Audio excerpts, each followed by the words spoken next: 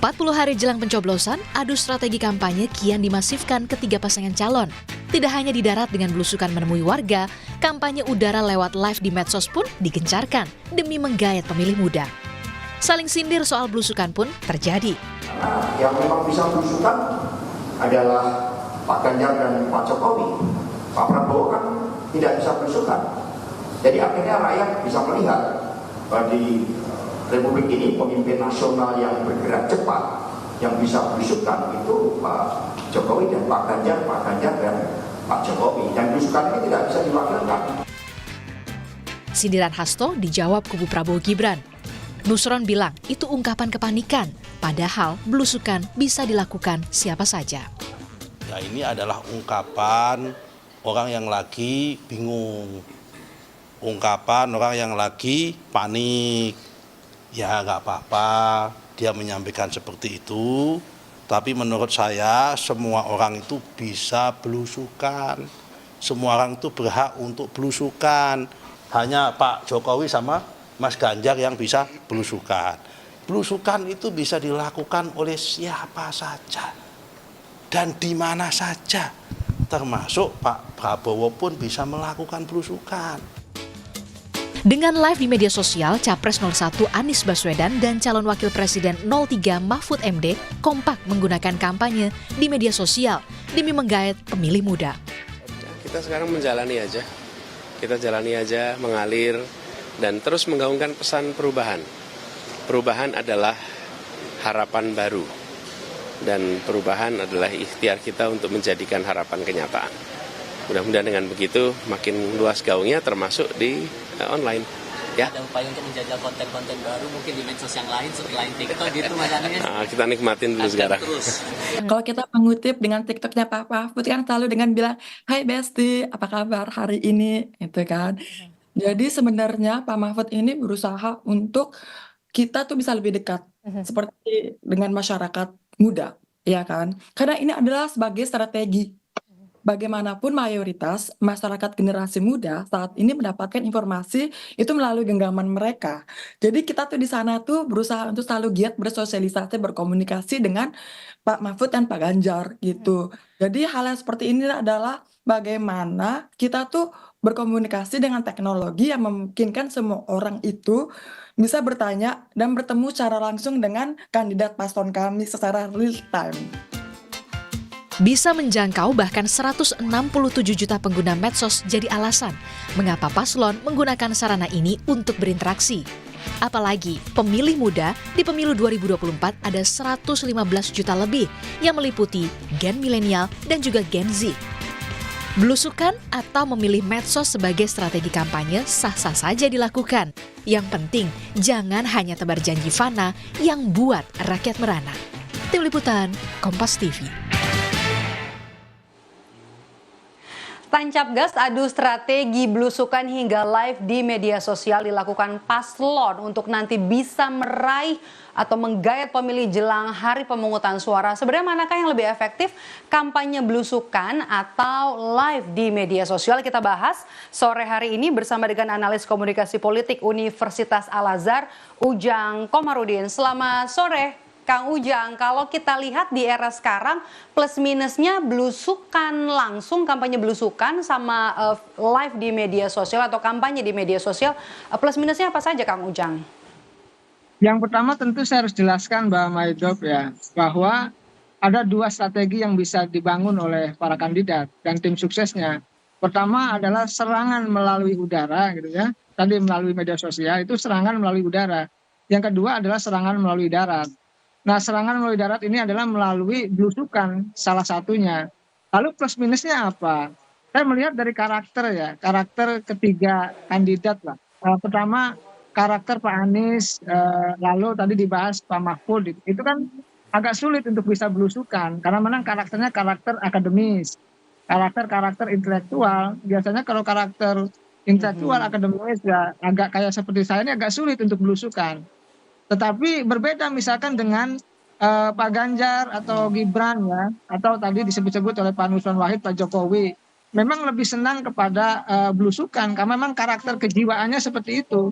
Jadi ada orang yang suka belusukan, ada juga yang tidak. Nah, yang tidak ini menggunakan media sosial untuk live, untuk menjangkau katakanlah pemilih yang jumlahnya sangat besar. Nah, apa lalu plus minusnya? Ya kalau yang belusukan plusnya tentu langsung tatap muka, lalu langsung interaksi, ada face to face gitu, ada keterikatan, ada apa namanya, ada apa ya, emosional yang dibangun. Karena namanya manusia itu butuh ini apa namanya, touching Tuhan, touching heart, sentuhan hati. Kedekatan. Nah di situ ya kedekatan. Kayak itulah keunggulan dari komunikasi atau kampanye dengan belusukan. Ya kekurangannya tentu ya apa namanya, mungkin ketika janjinya tidak ditepati gitu kan. Ketika keinginan rakyatnya tidak dipenuhi, ya nanti ya akan menjadi persoalan misalkan. Kalau media sosial itu memang kelebihannya jangkauannya sangat luas, sangat besar, dan itu bisa mengambil segmen dari pemilih anak-anak muda atau segmen pemilih. Kekurangannya memang tadi tidak ada sentuhan langsung, tidak ada sentuhan dari hati ke hati. Itu yang membuat teknologi walaupun sehebat apapun, secanggih apapun digunakan, ya tidak ada touching heart-nya itu begitu. Oke. Kang Ujang, kampanye Jokowi, kampanye ala Jokowi dengan kampanye belusukan ala Jokowi itu kan sudah terbukti ya berhasil menggait pemilih, sudah dilakukan oleh Joko Widodo. Kalau relevansinya kampanye belusukan dengan relevansinya era saat ini gimana? Ya kalau saya sih melihatnya kombinasi, Mbak Maidop. Yang bagus itu kombinasi.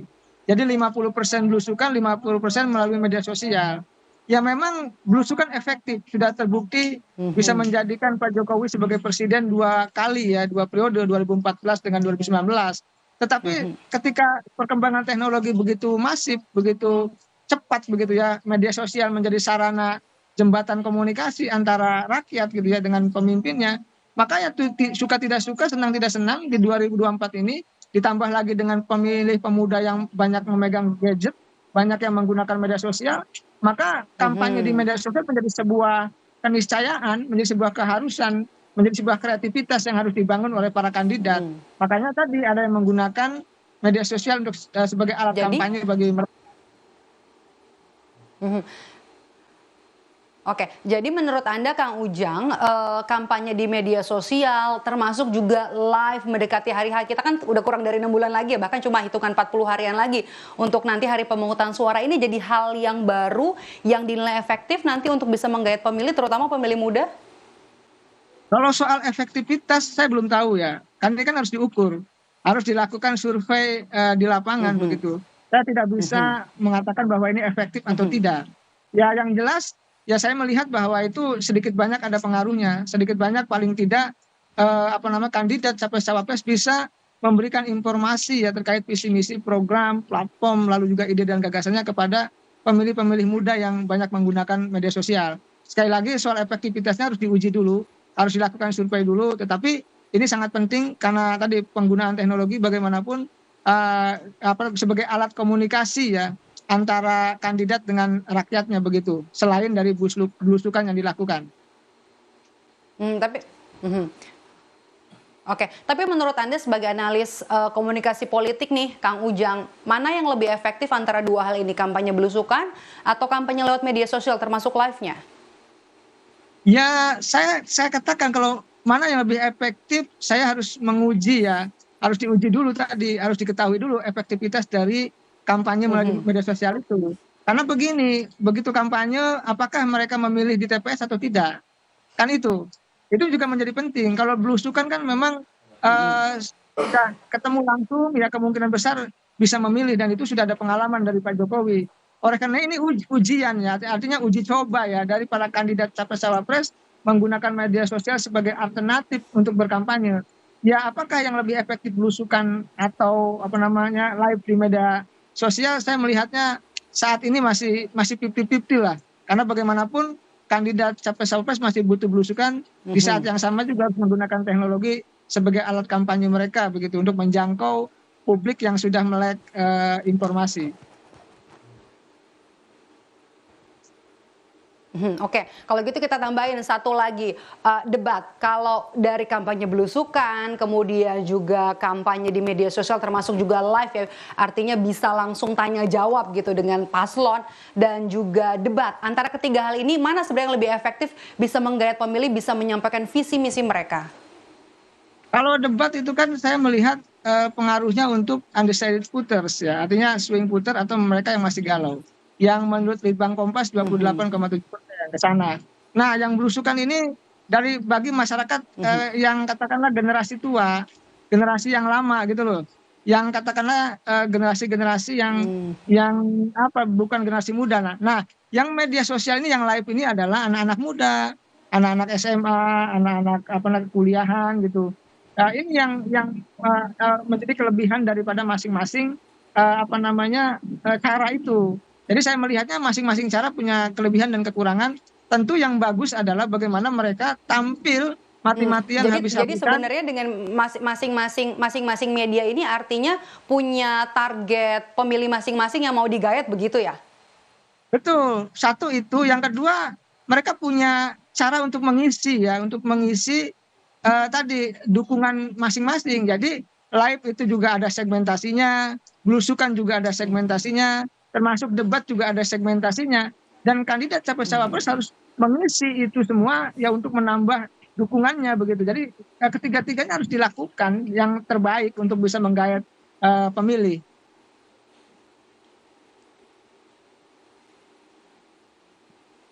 Oke, kalau kita bahas ini kan sudah mau debat ya, kita tinggal nunggu 3 hari lagi termasuk juga tema debat gitu ya. Ada pertahanan, keamanan, kemudian juga hubungan internasional dan juga geopolitik.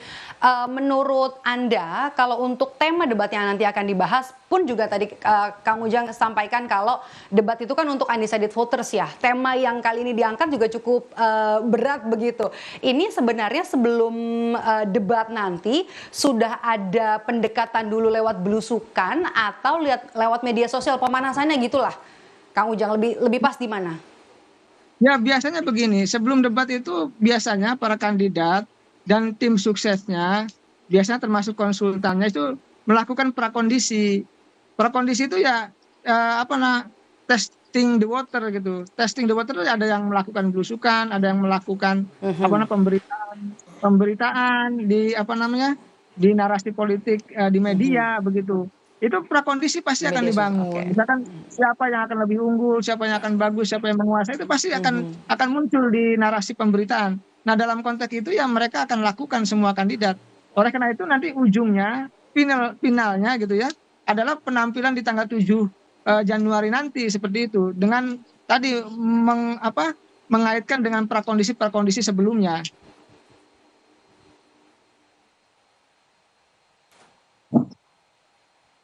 Oke.